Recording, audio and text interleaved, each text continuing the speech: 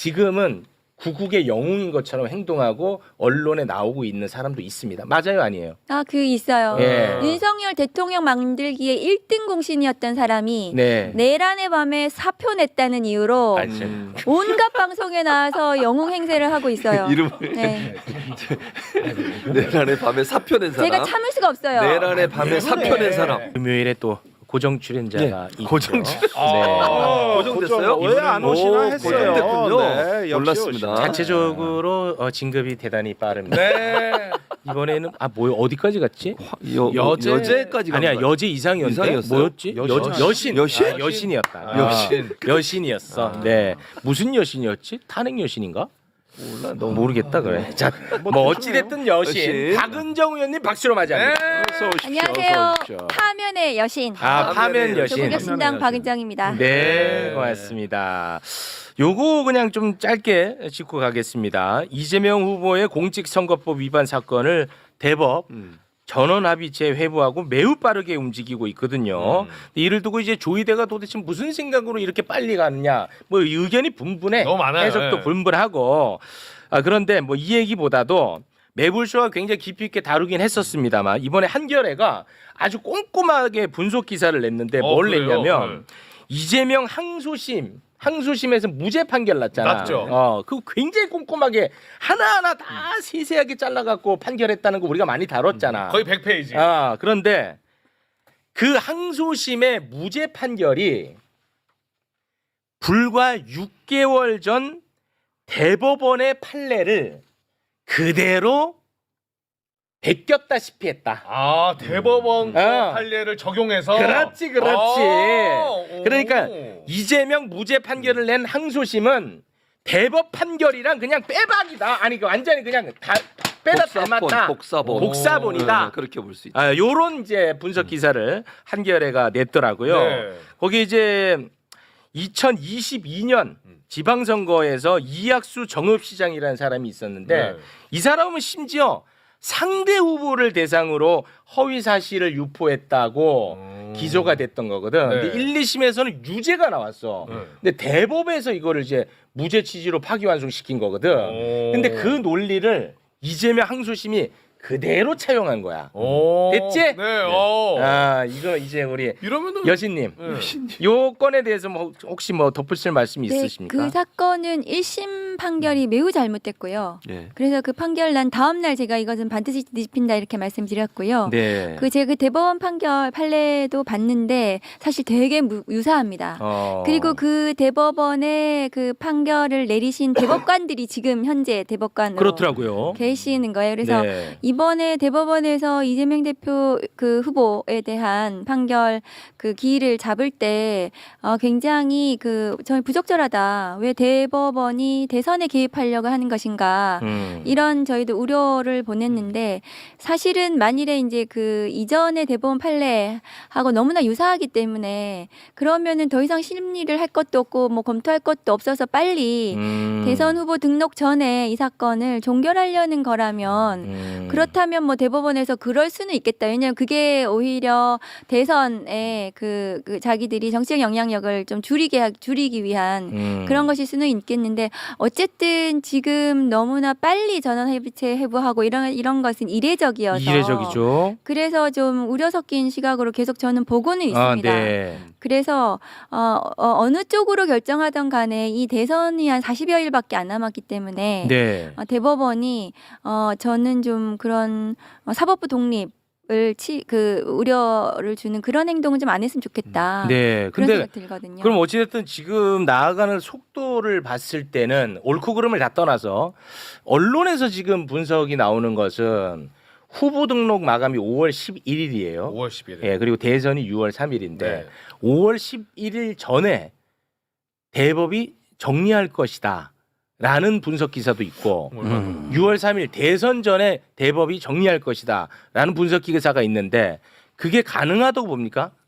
대법원에서 이전의 대법원 판례하고 너무 너무나 비슷하니까. 유사한 사안이기 때문에 빨리 종결할 수도 있다고 저는 생각합니다. 아. 그게 후보 등록 전에 하면은 대법원 입장에서는 뭐 자기들이 이 대선에 영향을 미치려는 것이 아니다 이렇게 뭐 말할 수도 있기 때문에 네. 저는 그렇게 종결할 수도 있다고 봅니다. 그럼 5월 11일 전 후보 또는 등록. 6월 3일 전에 대법에서 정리가 된다면 아마 그것은 검찰이 상고한 그 상고 기각 다시 말해 유죄로 마무리 지을 수밖에 없겠네요.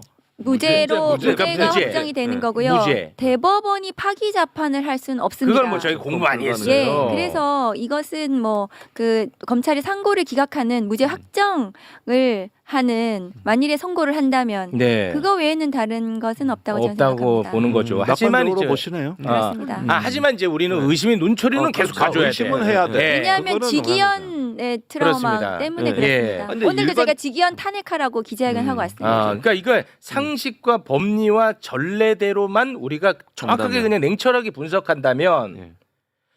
그게 맞아.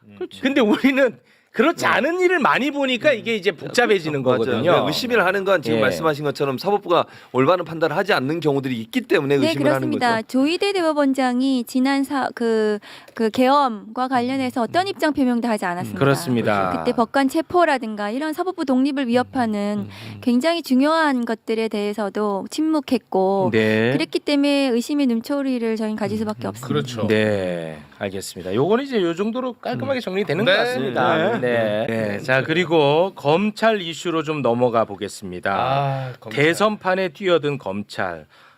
3년 5개월 동안 무려 3년 5개월 동안 문재인 전 대통령의 딸 그리고 문재인 전 대통령의 사위 그리고 사위 일가를 3년 5개월 동안 탁탁 털었다고. 아, 털었어요. 실제로. 3년 5개월을. 근데 3년 5개월 동안 탈탈 털더니 딸하고 전 사위는 기소를 안 해.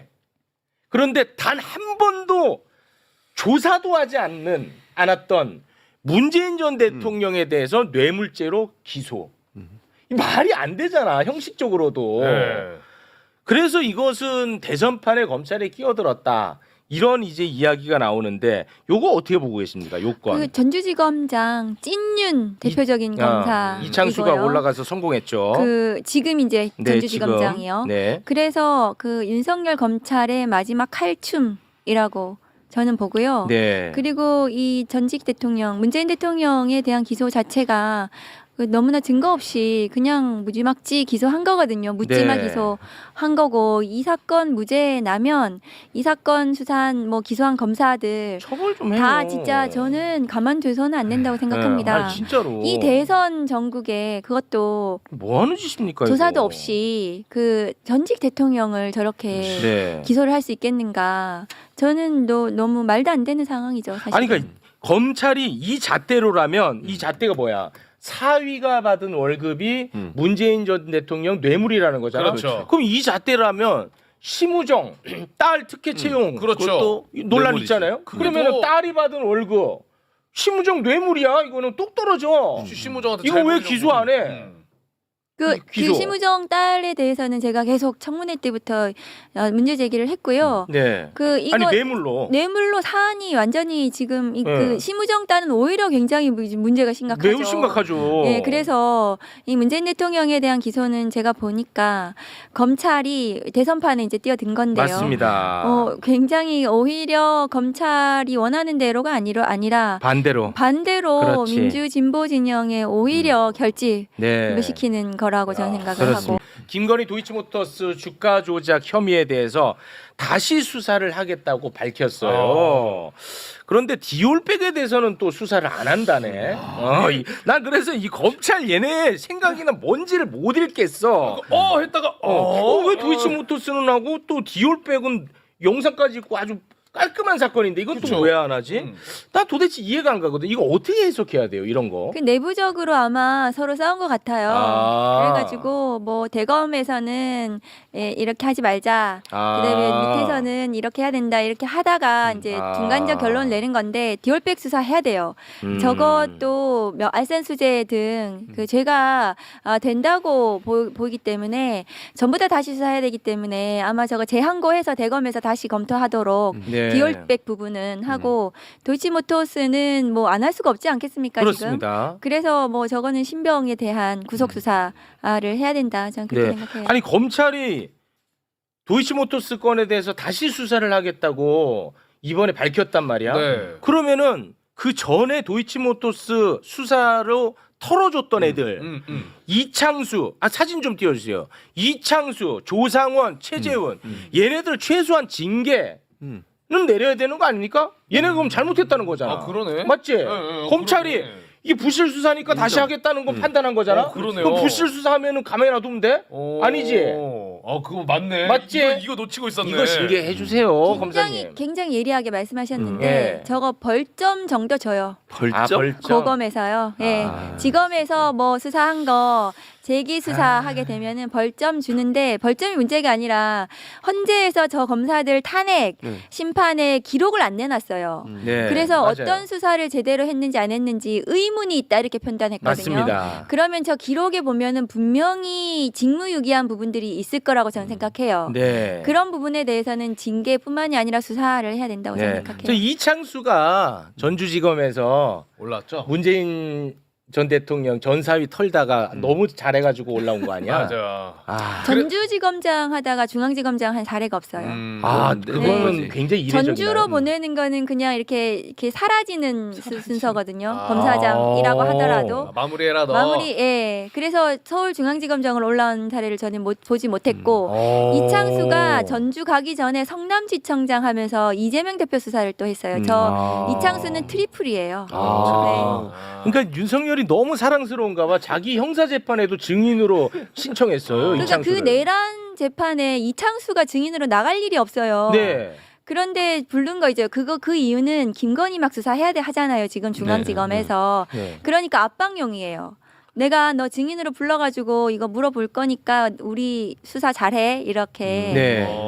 굉장히 압박되죠. 그렇죠. 이창수 그러니까 여신님, 그래서 제가 다시 한번 또 민원을 넣었는데 지기현이가 이창수 증인으로 받아주면 안 되잖아요. 받아줄 일이 없죠. 왜냐하면은 이창수가 그 수사 기록의 증거로 들어가지 않았을 전혀. 거거든요. 맞습니다. 이창수를 조사하거나 그러지 않았기 때문에 네. 물론 지금 윤석열 입장에서 뭐 검사 탄핵 이런 게 내란의 원인이 됐다 이런 주장을 하고 싶은지 모르겠지만 맞아요. 네. 그 탄핵은 뭐 비상계엄과 관련해서 아무 상관이 그렇죠. 없습니다. 그렇습니다. 증거 채택하면 안 됩니다. 저 네, 증거 네. 받아주는 거 받아주게 되면 지기현은 또 다른 그렇지. 의심을 또 사는 거죠. 그렇지. 네. 아이고 맞습니다. 만약에 그 증인 채택 지기현이가 하면 지기현이 진짜 뭔가 그 탄핵을 하더니 뭘 해야 될 것 아직 같은데요. 오늘 제가 탄핵하라고 제가 기자회견 하고 왔는데 네. 지기현 판사는 명백히 형사소송법을 위반했어요. 그렇습니다. 그래서 명문 규정을 저는 위반했다고 보기 때문에 전 탄핵 사유예요. 네. 언젠가 탄핵할 겁니다.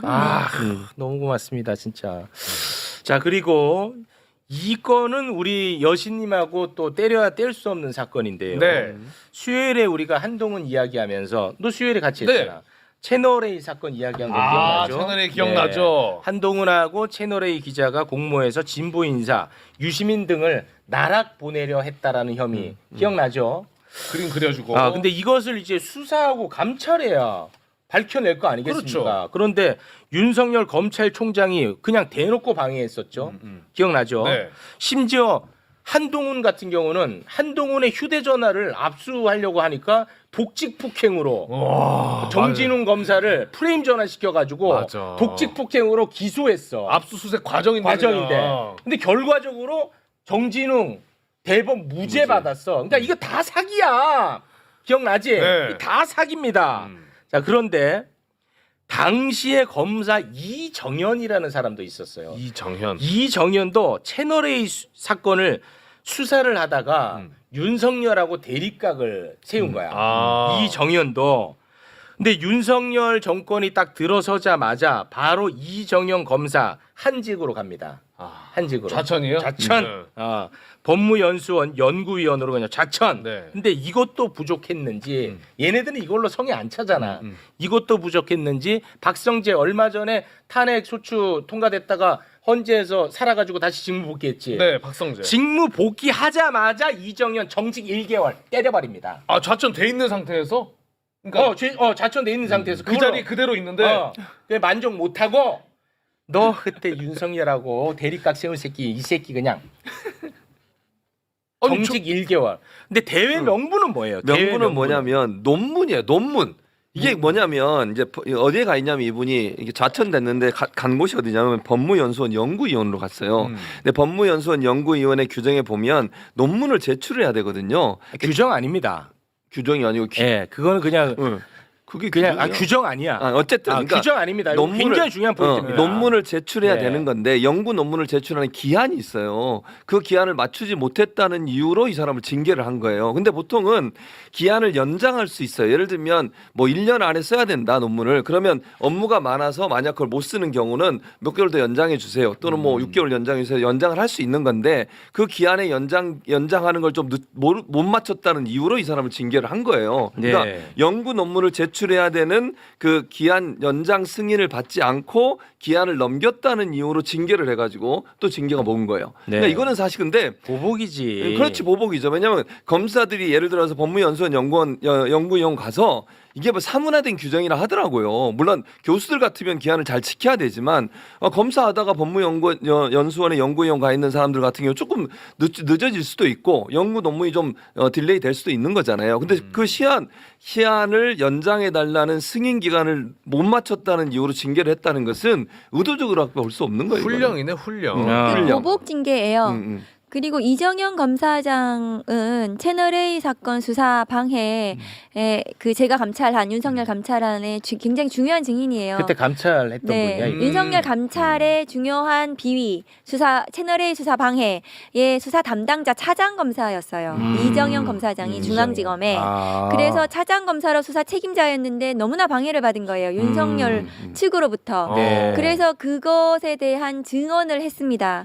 이정현에 대한 그 조서, 제가 조사한 그 조서를 읽고 많은 분들이 감동의 눈물을 흘렸어요. 이런 구구절절한 수사 방해 속에서도 수사를 하려고 했던 검사의 표상이다. 이렇게 말씀하시는 것도 들었거든요. 그런데 법무연수원 보내는 건 나가라 한 거예요. 근데 안 나가고 거기서 근무를 한 건데 제가 저런 논문 뭐 이 연장 승인 안 받았다고 징계한 사례를 못 봤어요. 네. 제가 감찰 담당관이었잖아요. 네네. 저런 사례로 징계를 할 수가 없고 게다가 정직 1개월은 네. 중징계예요. 그렇죠, 중대 비위라고요. 중징계. 그러니까 중대 비위 이런 사안에 해당하지 않습니다. 논문은 쓰면 되는 건데요. 그래서 이거는 그냥 보복성 징계다. 그런데 그러니까 지금 말씀하시니까 친윤 검찰이 문재인 대통령 기소하는 거, 그다음에 이정현 검사장에 대해서 보복 징계하는 거, 이게 지금 마지막 칼춤 보복을 하는 거라고 보시면 됩니다. 어떤 그리고 일관된 힘이 지금 작동은 하고 있네요. 그냥 마지막으로 그냥 그 자기들 한풀이 하는 거라고 볼 수도 있고요. 박성재 장관이 탄핵 소추되고 돌아와서 또 출입구 본부장을 또 잘랐어요. 맞아. 그 윤석열 출국 금지했다. 네. 이걸로 그러니까 그냥 맘대로 그냥 화나면 다 저렇게 보복성으로 하는 거라고 저는 봅니다. 네, 이 박성재가 진짜 문제가 많아. 박성재 이자가 지금 알박기 인사 또 시도하고 있잖아요. 네, 법무부 감찰부장은 검찰 개혁의 한 축이고 네. 그 새 정부가 되면은 이건 대통령이 임명하는 거거든요. 네. 그래서 검찰 개혁의 한 부분을 담당해요. 내란에 관여한 검사들, 윤석열 검찰의 검찰권 남용에 관여한 비위 저지른 검사들을 전부 다 감찰해야 되는 자리예요. 매우 중요한 자리인데 거기에 임기 2년, 3년짜리를 알박기 하는 겁니다. 이거 심각해. 지금 정부 말기에 그러면 이거는 새 정부 들여서 검찰 개혁을 하겠다는 이 새로운 장관이나 이런 사람들하고 충돌이 있을 수밖에 없고 그럼 또 시끄럽고 개혁이 안 되는 겁니다. 그래서 네. 박성재 장관은 멈춰야 돼요. 그렇습니다. 실제 박성재 이 진짜 사람이 나쁜 사람이야. 김서구 지금 현재 법무차관 그 당시 법무연수원장이었대요. 이 사람한테 설명도 했대요. 이미 기간이 좀 길어지고 있으니까 조금 시간이 더 많이 필요하다. 공무원 네. 관련해서 얘기했는데도 불구하고 이걸 징계한다는 것 자체는 보복이죠. 분명히 보복성이라고 볼수 없는. 자, 그런데 이게 알박이 징계입니다. 이게 원래 작년 12월에 징계를 하려고 했는데 네. 박성재 법무부 장관이 탄핵이 된 거예요. 맞습니다. 그런 네. 거죠. 그러니까 법무부 장관이 이걸 못 하고 있다가 네. 탄핵에서 복귀해가지고 네. 이번 10일에 4월 10일 날 맞습니다. 했다는 거 네, 아닙니까? 맞습니다. 네. 그래서 이걸 잊지 않고 하는 거잖아요. 네. 저는 그 말씀 드리고 싶어요. 새로운 정부가 되면 정말 꼼꼼하게 끝까지 맞아. 잊어버리지 말고 그럼요. 가혹하게 그렇지. 해야 됩니다. 해야 됩니다. 꼼꼼하게 해야 그냥 돼. 좋은 게 좋은 거로 넘어가시면 절대 안 된다. 맞습니다.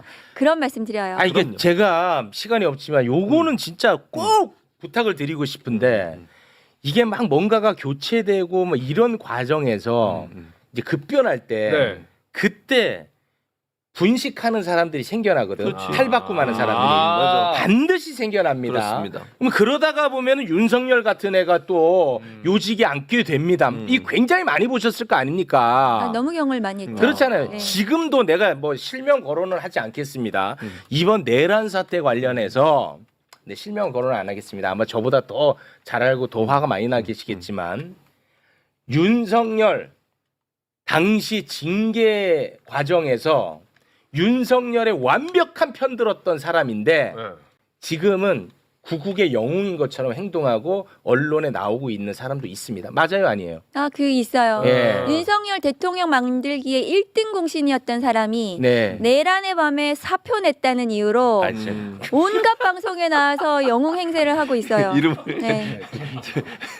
내란의 밤에 사표 낸 사람. 제가 참을 수가 없어요. 내란의 밤에 사표 낸 사람. 찾아라. 누구야? 의원님 왜 그렇게 내란의 밤에 사표 낸 사람. 있습니다. 네. 있습니다. 내란의 밤에 사표 낸 어쨌든 사람. 어쨌든 왜 그렇게까지 해요? 사표 낸 사람. 인터뷰도 많이 했어. 그리고 나서 인터뷰 많이 했잖아요. 그만 막. 나왔으면 좋겠어요. 네. 돌아다니면서. 와, 나 지금 얼굴이 진짜 인터뷰 많이 했습니다. 내란의 밤에 했는데? 사표 낸 사람 있잖아요. 그 사람. 아이 그만해. 그만 얘기해. 아니 왜 그렇게까지 그래서 해요? 끝까지 책임을 물어야 돼요. 우리가 친일을 청산하지 못했고 독재를 청산하지 못했기 때문에 윤석열 같은 사람이 또 튀어나온 거예요. 그래서 저는 끝까지 단죄해야 된다. 예. 그리고 나중에 이제 검찰 개혁 하시잖아요. 검찰 개혁 국면에서 가장 중요한 것은 인사거든요. 인사는 가혹해야 됩니다. 그래서 그 친상 필벌이 확실해야 된다. 저는 그런 말씀 드립니다. 아, 박은정 의원님은 또 그 예. 가정을 다 예. 고생 많이 다 하셨으니까 아셨잖아요. 그 아시잖아요. 그리고 그 네. 세탁하는 있으신 사람들은 제 소나기를 벗어날 수 없어요. 제가 잠안 오는 밤에 꼼꼼히 다 생각해놓고 생각납니다. 있습니다. 제가 나중에 명단을 한번 받아보도록 하겠습니다. 아, 그 명단을 작성하면 안 됩니다. 아, 그거는 그렇습니까? 그거 블랙리스트. 블랙리스트. 네, 그러죠. 큰일 납니다. 생각만. 말씀해 주세요. 제 그냥. 머릿속에만 있습니다. 알겠습니다. 알겠습니다. 네. 의원님 가세요. 너무 세게 얘기했나요? 네, 의원님 그냥. 아, 네. 이게 왜냐하면 이게 뭔가 좀 빌드업도 있고 버퍼가 있어야 되는데 너무 그냥 악셀 꽝. 이 받아들이는 입장에서도 지금 대혼란이야 지금. 이제 의원님 들어가세요. 예. 네. 감사합니다. 네. 박은정 네. 의원님이었습니다. 감사합니다. 네. 자 오늘 다룰 게 워낙 많기 때문에 정신 차리고 네, 제 갈 길 또 가겠습니다. 그러나 이런 과정은 반드시 필요합니다. 필요하죠. 왜냐하면 네. 그러다가 윤석열이 들어온 아, 거야. 그럼요. 맞아. 철저하게 네. 8번 3번에서 네. 처벌해야 됩니다. 네, 알겠습니다. 집중. 자, 집중합니다. 네. 자, 일단은 봉지욱 기자 그리고 정구승 변호사가 자리에 함께했습니다. 어서 오십시오. 어서 오세요. 네. 오늘 이제 두 분이 준비한 이슈가 있는데 네. 그